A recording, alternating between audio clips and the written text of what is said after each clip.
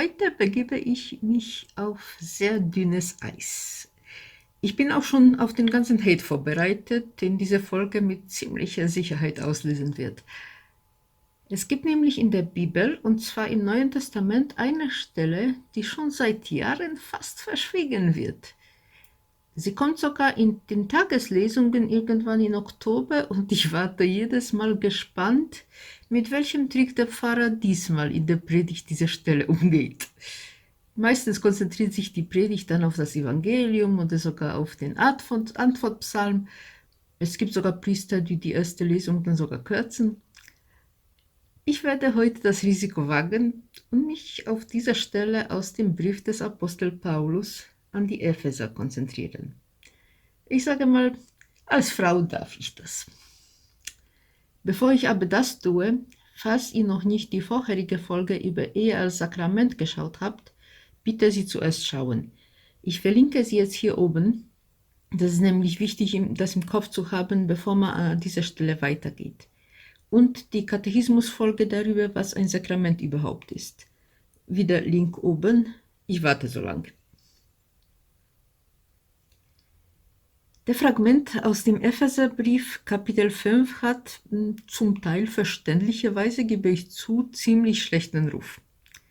Das liegt aber hauptsächlich daran, dass man ihn viel zu oft sehr einseitig gelesen hat. Also schauen wir, was dort tatsächlich steht. Ordnet euch einander unter in der Ehrfurcht vor Christus. Das ist schon mal der Schlüssel für die ganze Passage. In der Kepler-Bibel steht hierzu als Fußnote folgende Erklärung: Wo einer im anderen Christus sieht, fällt die Unterordnung nicht schwer, am wenigsten in der Ehe und Familie. Soweit sehen wir hier eigentlich dasselbe, was schon Jesus beim letzten Abendmahl den Jüngern befohlen hat, als er ihnen die Füße gewaschen hat. Also lesen wir weiter. Die Frauen sollen ihren Männern untertänig sein wie dem Herrn. Denn der Mann ist das Haupt der Frau, wie Christus das Haupt der Kirche ist. Er der Erlöser seines Leibes. So wie die Kirche Christus unterworfen ist, so seien es die Frauen ihren Männern in allem. Und jetzt fangen die Feministinnen an, die Messer zu wetzen. Naja, wenn man diese Passage aus dem Kontext gerissen liest, wundert mich das auch nicht. Bevor sich aber die Männer unter euch freuen, dass der Paulus eure Frauen anweist, immer ja-sagende Dienerinnen zu sein, die auf euer Fingerschnipsen springen, wartet ab, was er in den nächsten Versen sagt. Wenn wir den ersten Satz vor Augen haben, ordnet euch einander unter, wird uns eigentlich jetzt schon klar, dass Paulus hier keineswegs meint, dass die Frau eine Sklavin des Mannes sein soll. Dafür haben wir schon an dieser Stelle und auch sonst in der Bibel genug Beweise, dass das damit nicht gemeint ist. Ein weiser Mann brachte hierzu mal einen Vergleich. Wer hat das Sagen bei einem offiziellen Auftritt des Staatsoberhauptes? Der Präsident? Nicht ganz. Würde sein Bodyguard nämlich dem Präsidenten sagen, er soll sich auf den Boden werfen, würde ein vernünftiger Präsident das auf jeden Fall aufs Kommando tun. Also, liebe Männer, freut euch nicht zu früh, wenn die Frau euch gehorsam ist. Vielleicht heißt das nur, dass ihr die Bodyguards der Königin seid. Aber mal im Ernst. Was man hier vor allem anmerken muss, diese Unterordnung und Gehorsam betrifft niemals Situationen, in denen der Mann etwas Sündhaftes tut oder verlangt. Man muss Gott mehr gehorchen als den Menschen, heißt es in der Apostelgeschichte 5. Alleine das sagt uns schon ganz klar, dass der Mann keineswegs eine Art absoluter Monarch sei und dass man diese Worte von Paulus niemals benutzen darf, um irgendwelchen Missbrauch zu rechtfertigen. Und wenn wir noch weiter lesen, werdet ihr noch besser sehen, warum ich mit diesen Versen aus dem Epheserbrief überhaupt kein Problem habe. Ihr Männer, liebet eure Frauen, so wie Christus die Kirche geliebt und sich selbst für sie hingegeben hat, um sie zu heiligen, indem er sie reinigte im Wasserbade durch das Wort des Lebens.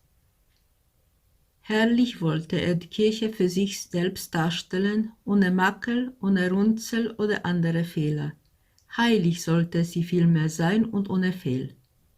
So sollen die Männer ihre Frauen lieben wie ihren eigenen Leib. Wer sein Weib liebt, liebt sich selbst. Und an dieser Stelle wird es für die Männer schon etwas ungemütlich. Und ich sage euch als Frau, ich habe überhaupt kein Problem damit, einem Mann zu gehorchen, der mich so liebt, wie Christus die Kirche liebt. Wie liebt denn Jesus die Kirche? Er gibt sein Leben am Kreuz für sie. Muss man noch mehr dazu sagen? Ich sehe kein Problem, mich einem Mann unterzuordnen, der sich für mich kreuzigen lässt. Aber das ist auch noch nicht alles. Wenn wir das Leben Jesu betrachten, war nicht nur sein Tod, sondern jeder Moment seines Lebens, alles, was er tat, die Mühen der Verkündigung, die unzähligen Kranken, die er geheilt hat, die Nächte, die er durchgebetet hat, das alles war für seine Braut, für die Kirche.